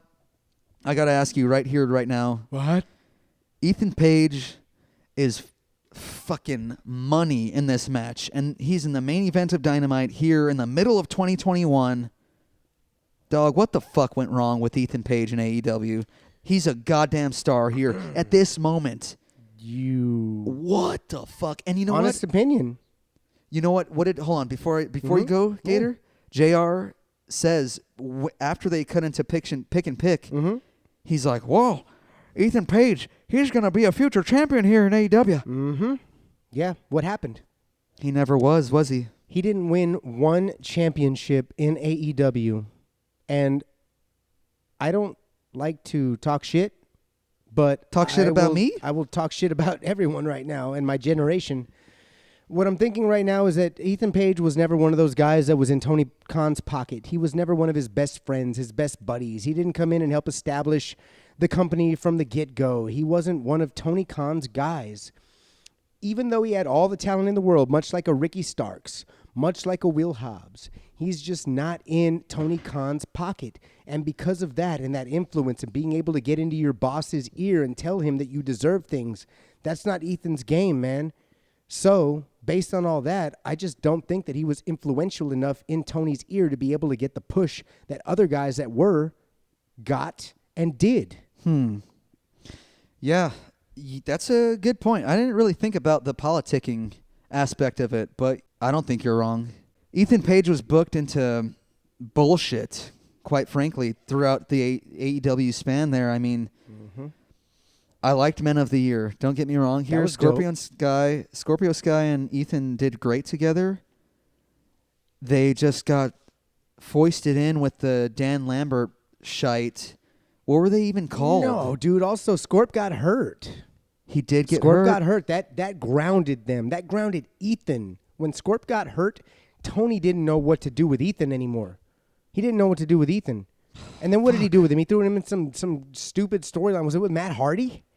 Dude, he threw him in a Matt Hardy line. He went from that Dan Lambert stuff into the Matt Hardy family. Yeah, where he had the contract of Matt Hardy, then he lost it. Something like that, right? It fucking sucked. Yeah. That was when Matt Hardy was handling contracts with the Matt Hardy, Big Money Matt family. Private Party was involved, yeah. And, dude, it really is just one of those missed opportunities for AEW. I mean, they had a massive star in All Ego, Ethan Page, and damn it, it's great to see him in NXT, and he, they threw on the strap immediately on him. And I think he even has is he challenging Trick Williams at Halloween Havoc coming up? I'm not sure. I could have sworn I thought I saw him lose a match to Jadavian. Who's that guy? Javon Williams? Javon Evans? Evans, something Javon like that. Evans. I'm thinking of Javonte Williams Dude. from fantasy football. Do we have two Javantes in fantasy? Who is it? No, we have Devontae Adams and Javonte Williams. Okay, those. That's how it goes in fantasy football, yeah. I'm so. Don't talk to me about fantasy, Oh, no. please. I'm going through it. I can't handle it anymore. All right, The we white won't talk flag, about the that. white flag is up. Gator has thrown in the white towel for the year. He started his own league, and guess what? He's fucking Kevin from the league, and he's going to be playing for the goddamn Sacco this year. He's not digging it. He's not digging it at all, man. He ain't digging it. He ain't digging it. You know what? He's got to keep on drinking goddamn Steve Weisers just to make sure he forgets and he doesn't soak in all the sorrows of being a sorry son of a bitch in fantasy football. Now, and Steve's not lying right now, man. I'm just drowning my sorrows right now. Like I was trying to tell you, bro, there's still a lot of time left. Dude, we're Gotta put these runs we're- on. We're 7 weeks in. We've got 7 to go, and I've got 2 wins. Things are not looking good for me. In which league? In our league, how about this? In 3 out of 4 leagues, I am 2-5. Oh, fuck. 3 out of 4 leagues, I am 2-5. The only league that I'm winning in is my big money league. That is it. I'm 5-2 over there. I I'm on a 3-game win streak. I went 0-4, and now I'm a 3-4. Well, looky here. What do we have here? Mr. Rub a little bit of salt in the wound. Stands on a 3-game winning streak, and he's got to rub it in Brother Steve's face. I'm sorry to say, Steve. Hey, Stan, you think you're better than me now? I do not, Steve. You got 3 wins. I feel good. How many WWF championships do you got? God. That's what I damn thought. Your knees might be better than mine, and you might have luscious locks of hair, but I still got 5 more WWE championships than you ever will. God damn it, you're not wrong. But back to the match between Darby and All Ego, boys.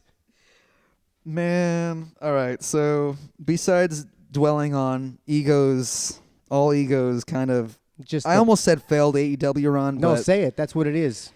his lackluster AEW run. All of the above.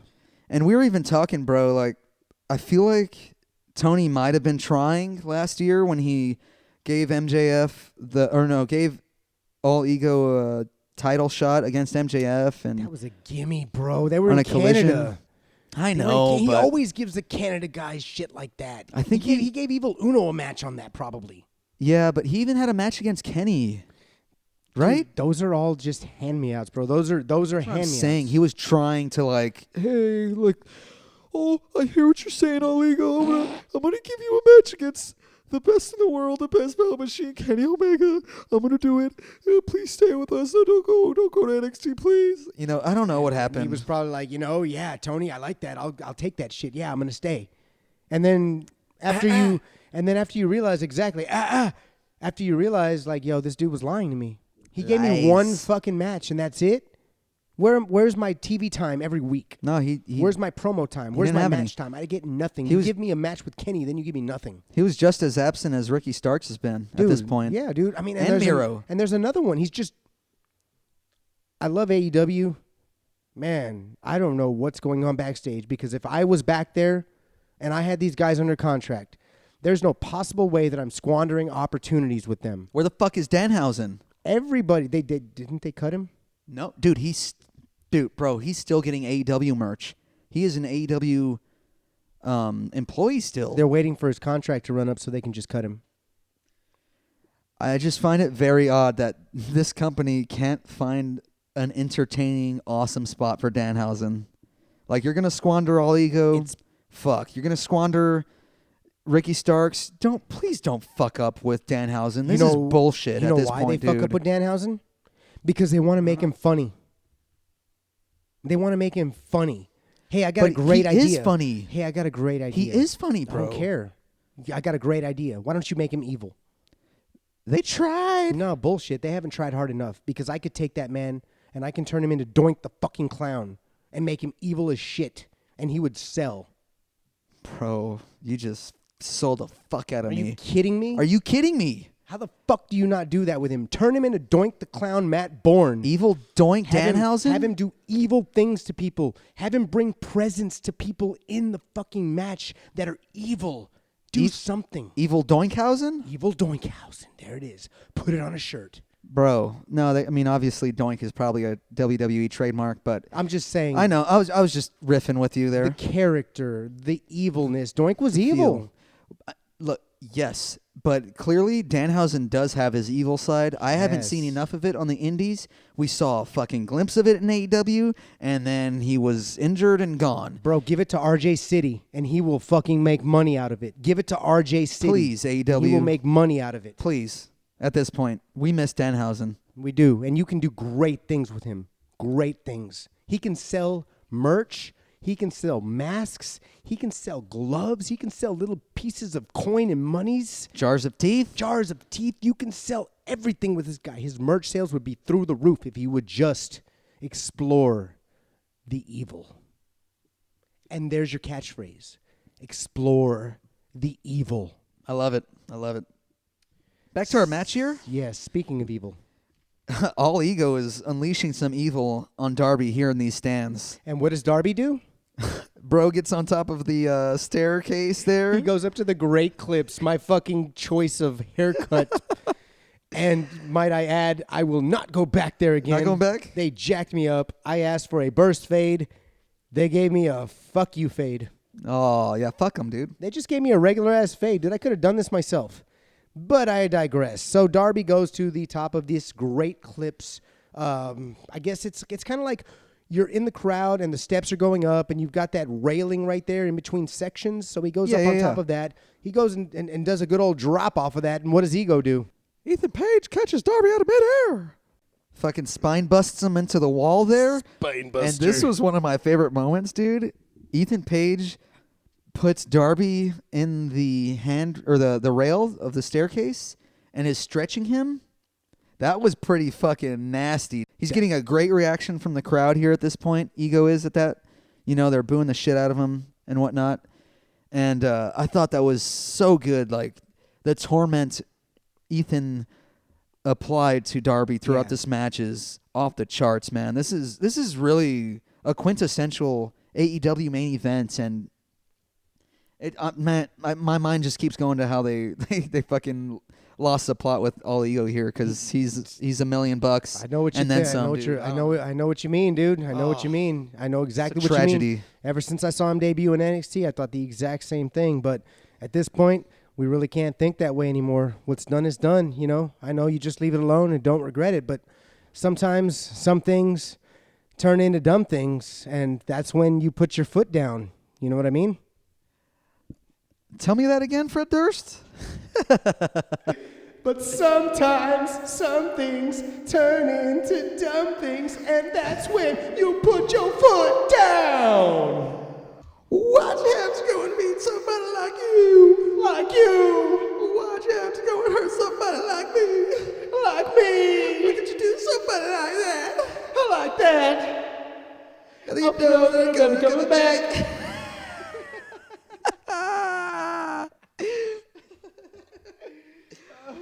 Oh my God! All right, so Darby and All Ego start finding their way back to the ring here. He takes We him get by back his to- belt buckle, remember? He grabs him by the belt buckle press. press down the stairs, dude. Fucking- Tosses him over, like the barricade. the crowd barricade. Yeah, dude, the barricade. Yeah, that was funny, dude. But then this is the best part. After all that, Yeah. after he puts that torque on him, after he catches him, beats the shit out of him, puts torque on him, throws him over, he runs through and gives him the big ass boot right to the fucking face and throws him back over into the ringside area. This was in the midst of the Jesus chants.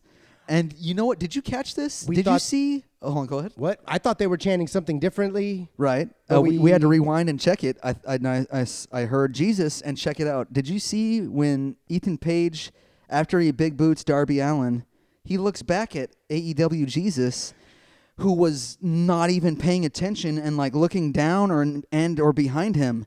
So AEW Jesus missed his spot with like a stare down with All Ego. Oh no, Jesus! What did you do? Hey, he wasn't paying attention. He lost his spot there. You always got to be watching. All Ego was gonna feed into the Jesus chants, I think. He Oh, tried. wow. He tried. He tried, but what happened? We get back in the ring, and now the steel steps come into play even more so. We get tossed in to the ring here by All Ego, Ethan Page, and goddamn, the onslaught continues on Darby Allin. The carnage, golly! All Ego, Ethan Page grabs the turnbuckle. What did he say? Oh my God, It was pillow talk. yeah. He whispers some sweet nothings to the turnbuckle in his hand. Oh, I love you. Come on, dude. Hey. There's a little bit of pumpernickel here. Hey, you do me a favor. Hook on Darby Allin's necklace, and I'm gonna pull the shit out of you. Go ahead and do that, yeah? What do you think? And what does he do? Yeah, dude. All Ego hooks the necklace, as Mr. Biden was just saying, of Darby Allin, and he yanks him back, and fucking Darby eats shit. So yeah, now at this point, we've got Darby. He turns the tables on Ego. He takes that turnbuckle, I believe, and he hits him in the face with it, and he proceeds to wax his ass. Waxes his ass. Hey-o. And then what does he do? He puts the hook in Ego's mouth, and he hooks his ass. Yes. And it looks really cool. Dude, What'd you I think love about it? the utilization of the turnbuckle here. I'm sure it's happened in other matches in the past. I haven't seen it to this degree, I don't think. That is correct. What is your history with the turnbuckle and uses like this? I mean, I guess there's got to be something in the past. Yeah, bro. I mean, we saw the what was it? The Sting Squadron versus the Dangerous Alliance. We and had at that the one. end of that match, I believe the turnbuckle was used for the finish of the match, where Zbyszko missed. Yes. So we have that turnbuckle, but that was what, in the 80s? Right. No, that was early 90s. Early I think. 90s? That's a long time ago. But to my recent recollection, no, I cannot recall that turnbuckle being utilized to the degree that it was in this match. I'm thinking here, bruv. We forgot to do our suplexometer today. Oh. Suplex count. In all do you honesty, remember any? I don't recall a single suplex in this match because Wouldn't- we would have said something. We would have called it out. I think we've been accustomed to watching the match, and we'll call them, and we'll know that something happened. A suplex happened, that is. 100%. And we didn't say suplex not one time in this match. There was no No. suplexes. Zero. Okay, so then it's a 0 on this one. The Suplexes. count is 0 on the Gatorometer, the Gatorator. The Gatorator. We'll get to that later. The Gatorator. Coming but later. It was definitely coming later. Oh. But Dude, yeah, dude, I think at this point we've got some steps that are set up in the ring. Yes.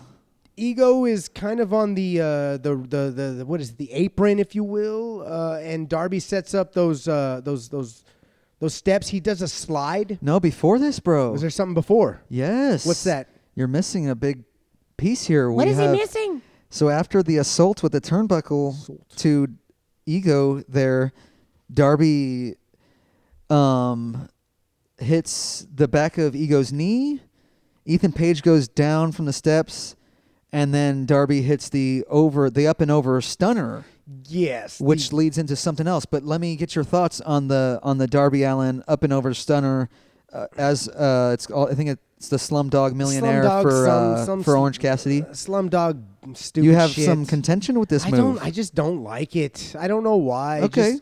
You can just do a regular stunner if that's what you're into. If you want to hit a stunner, hit a stunner. I understand it's a cool variation where you're coming over the back and it looks cool. It's the same effect, and just to me, it's more of an acrobatic move to me than anything, and I just don't like seeing it in the ring. That's just personal for me. Okay, yeah. I mean, I have some squabbles, some, if you will. I don't know what the fuck I'm trying to say. I'm trying to not say it the same word as what you just said. You're I take umbrage with other moves for sure. Exactly. You enjoy it to a certain I don't degree. mind this one. You don't mind it. I loved it right here. Yeah. No, it was set up perfectly with the ring, with the steps being there. Darby sets him up for a coffin drop here now on the steel steps with the diamond plates. It's a diamond plated steel step there, Gator. You're damn right. They're always diamond-plated steel steps now, Stan. Yeah, so all Ego's here on the steps, back on the steps. Darby Allin goes up for none other than a coffin drop, but Ego gets up in time to stop him from doing so, and which leads into One of the coolest moves in the entire fucking matchup. the best move in this whole matchup. It sure is. Ego goes up. The Ego's Actually, he hits him with the Ego's edge from the second rope. That's what. Yeah, dude, we get Ethan Page's finish here. The Ego's edge. I On would say an to avalanche Ego's edge of sorts. Avalanche, super, whatever you want to call it. Sure. Onto those diamond-plated ring steps. And you know what irked me? What's that? Not one of these announcers said Ego's edge. What did they say? I don't know what the fuck JR said. Oh, what a maneuver. Oh, they didn't even call it the Ego's edge? Oh, they did not. They missed a call. You could have dude. at least called it the Razor's Edge, for God's sakes. It's the Ego's edge, goddammit. Whatever you want to call it, just call it something. It's not just a fucking maneuver, bro. But as Gator was alluding to here, what the fuck? So Darby still spins it back. He comes back from this Ego's edge to the steel steps. Yeah, he does. But I was thinking, right before this happens, do you remember when Ego starts bitch slapping Darby? It's after this. It's after this. Yes. So this is right after. He starts bitch slapping him. No. This was right before because they got to get to the outside, which we were talking about. Darby drop kicks the steel steps into Ego, which kicks Ethan Page out to the coffin, which he kind of he falls into in a funny manner here. He looked really odd because I think the spacing was wrong, so he doesn't quite land flush into the coffin. Into so the he kind coffin. of has to put a little like move on it, and it looks very choreographed. Like it didn't look natural. Did you notice all that salad that they had in the bottom of the coffin? What was up with that shit? Oh, all the roses. It wasn't roses, bro. It was like vines. It looked like a fucking. They were flowers for the It coffin. was vines. They There were was not There wasn't vines. pink and red. That was green. They were black roses. inside I think. of the coffin. That was green. In and out, I think. Well, inside when they were inside the coffin. Oh fuck! I don't think I In paid the attention. coffin. Outside of the coffin was the Yeah, black roses. Outside, inside yes. there was something different. Inside, it was green vines. It looked like they were fighting inside of a salad, and it made me laugh. What was going on there? I don't know. I guess Darby tossed Ego salad there? Hey yo! Whoa! All right, but yeah. So I think at that point, after Ego bitch slaps Darby, Darby reverses it with a good old scratchy bitey. No, he bitch slapped him not once but twice. Yeah, no, dude. it was more than that. Maybe 3. It was maybe 3 or 4. Dude, Ego was laying those fuckers in. Looked like it And hurt. they were. Oh yeah, I mean, I think what's his face? Excalibur on the call was saying he's trying to rupture the eardrum of Darby Allin. That's right. He's trying to rupture the eardrums of Darby Allin right now. But like you said, Darby comes back from this Little fucking and biter. he bites Ego, who's already bleeding at this Yeah, point. he Up until ended this up, point, he got color earlier. He on. got color, and I didn't realize that the Wachuchus The who? were biters. What is But a wachuchu? Apparently, Darby Allin is a Wachuchu. What is that? You got to watch Ace Ventura: When Nature Calls to No, bruv. Oh, I've seen that. I don't remember the line. You don't remember the Wachuchus? I don't remember wachuchus. Were they Yes, biters? Yes, they were biters. When Ace Ventura enters into that feud where he has to fight against that Wachuchu, Guano. Bat shit. See, I know it. I just don't remember that exact line. It's Yeah. been a while. He throws a punch at Tommy Davidson, and Tommy Davidson catches it with his teeth and bites him. Ace His backs teeth? away, his teeth, and he backs away and says, "I did not realize that the Wachuchus were biters. YouTube. The Chuchubers were biters. I didn't realize they were biters.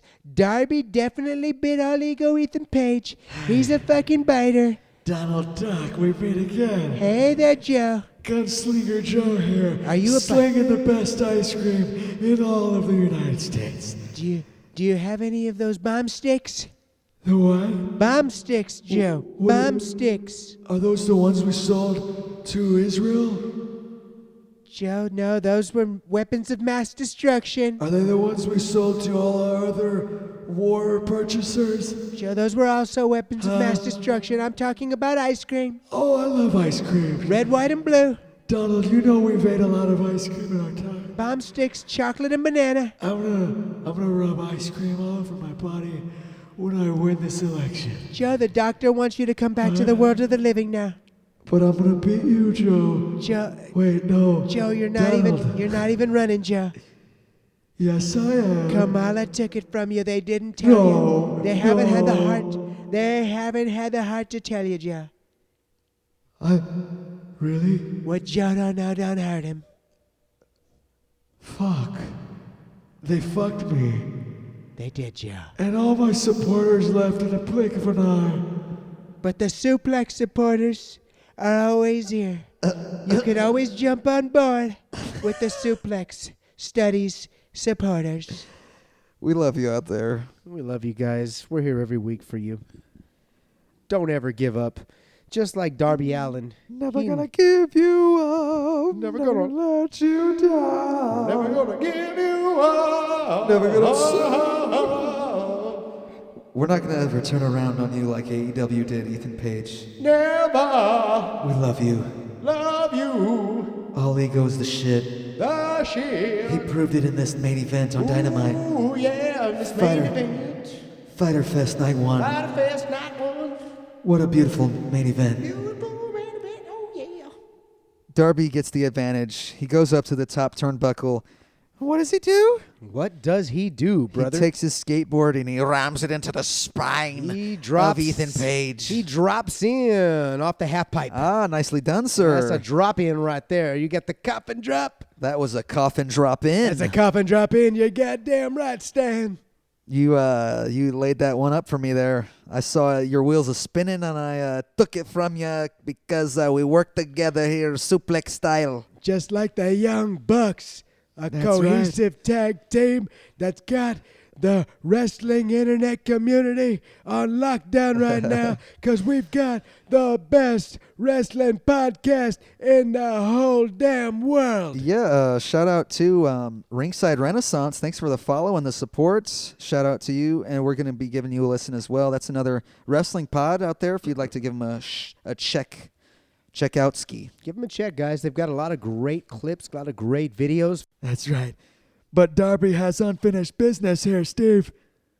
He's not done after he shuts the lid on All Ego Ethan Page. What does he do? He goes up to the top rope. What? Well, before he does that, What?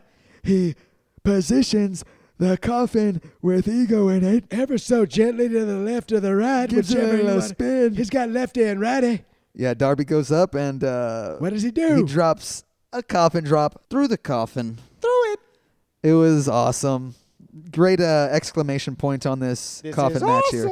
This is awesome. Great Dynamite main event. One for the books here. What'd you think? Overall thoughts? My overall thoughts is thank God we didn't have to watch this in picture because it would have taken away so much from the match. So much. Thank you, Triller. Thank you, VPN. We got this match. We got to experience it in its fullest, in its greatest glory, and I enjoyed the shit out of it. It was a, as AEW always does, they put on pay-per-view quality matches all the time on Dynamites, Collisions, even Rampage sometimes. And that was AEW's first coffin match there. Yeah. Any final thoughts, Gator? I can't wait to watch another coffin match. Oh, yeah, me too, bruv. Yeah, I know what you were about to ask. How does it stack up against other coffin matches in the wrestling history That's not books? quite where I was going. I was going to ask for the Gatorator. Oh, Perhaps, if you wanted to bring it back. Oh, goddamn, you're asking for Gator to bring the Gatorator back. I mean, you teased it earlier. Hey, Dad, tease it. He got it up there. It went from 6 to midnight. He might as well go ahead and give it to you. Well, give it to him, Brother Steve. Well, this was the first coffin match in AEW history. Yes. Darby, he go. What? Very entertaining. Okay. Had its spots. What? I'm going to go ahead and give it. Uh-huh. I give it a solid 8. Oh, hell, yeah. I'd give it a solid 8 too, bruv. 8. We're correct. We are agreed on the 8s. That's right. That's right. Yeah. I'm going to go 8-5. 8-5. Because All Ego Ethan Page is that damn good. You're damn right he is. He's one of a kind. One of a kind. Well, bruv, that wrapped up our feature match of the week. What are we watching next week? Gosh, I don't know. What is on the radar? Don't we have a Rey Mysterio versus Eddie Guerrero? They're back very soon. Ooh. On the Suplex Studies. We said we were going to do it. Spooky. Halloween Havoc, one of the best cruiserweight matches of all time, apparently. Of all time. I've seen some highlights. I haven't seen the full matchup. Very excited. You excited for this one? Classic purple Rey gear. Can't wait to see it. This one's going to go off without a hitch. It's going down, baby. Next week, Suplex Studies. Tune in. We're going to bring it. Every Wednesday, we bring it here at the Suplex Studios. Bruv. What's that? I just have one more question before we get off. So this week we saw, I think it was Solo Sikoa deliver a Samoan drop. Okay, we did? So I got a quick question for you. Uh-huh. If a Samoan performs a Samoan drop, Yeah? isn't it just a drop? Well, goddamn, Steve, I'm going to have to ponder that one. Well, goddamn, Stan, you're right. I am too. That would mean that every Samoan drop that The Rock ever did was just a rock drop. It's the rock drop. That sounds even better. A rock drop. Book it here. You heard it here first on Suplex Studies, episode 19. Yeah. We love you, Suplex supporters out there. We'll see you next week. And who better than Suplex Studies, Gator? Ain't nobody better than Suplex Studies. Because why? Because when you're Suplex Studies, your Suplex Studies for life. Estamos todos.